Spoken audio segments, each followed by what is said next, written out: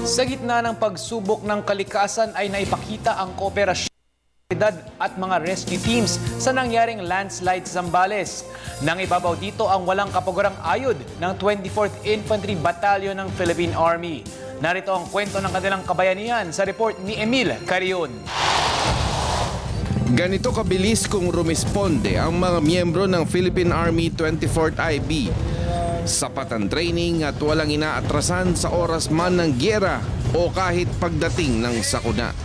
Sa naganap na landslide sa Olongapo, Subic Town, Zambales, hindi nila pinalusot ang sitwasyon. Imbes na armas, rescue equipment ang bitbit. Galing kami ng batalyon sa Palawig. Diretso na kagad kami dito kasi hinarang agad kami dyan ng kagawad ng bayan. At agad-agad kami na tumulong sa paghuhukay. Ano po yung mga unang pangyayari nung pagdating nyo rito? Babad man sa ulan, delikado ang sarili pero hindi ito iniisip ng mga rescue teams. Bale sa bilang namin, 7. Opo, 7. Kasi kasama rin, metro pa rin kasi kami dito at meron din dun sa gilid. So naghiwalay yon. So yung nabilang namin na nakuha namin 7 kasi yung nabutan namin na wala na dito 5 na. So kaya naging 12. Bago pa man sinimulan ang paglusong sa barangay Wawanduwe, Subic, Zambales, ay nag-briefing na ang team sa mahalagang role ng bawat isa.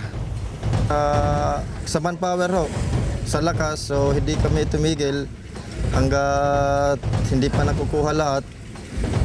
So tuloy-tuloy yung ginawa namin paghuhukay hanggang sa nakuha na lahat ng mga bangkay.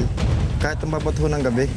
Sa gitna ng sakripisyo, isang mahalagang leksyon ang ikinintal sa isipan at diwa ng Army Rescue Team. Kahirap po tanggapin lalo-lalo na yung... Kasi lalong-lalo na yung tropa na naghuhukay. Sila mismo yung unang nakakakita ng bangkay at yung iba yung itsura, lalong-lalo na yung mga bata. Nahiwalay na minsan yung parte ng katawan, so parang napakahirap po para sa amin, lalo na pag matutulog na rin kami sa gabi. Ilang hugera ang pagiging sundalo. Kung sundalo ka is para kang si Superman. Kaya mong tumulong na wala kang inaantay na kapalit.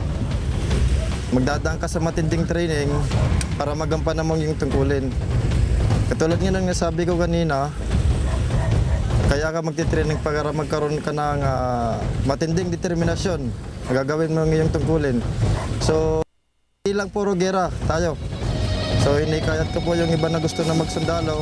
Ito na po ang time para magampanan natin o makapaglingkod po tayo sa ating bayan. Ang mga bayani ay tinuturing na nasa libro, matanda at madalas ay patay na.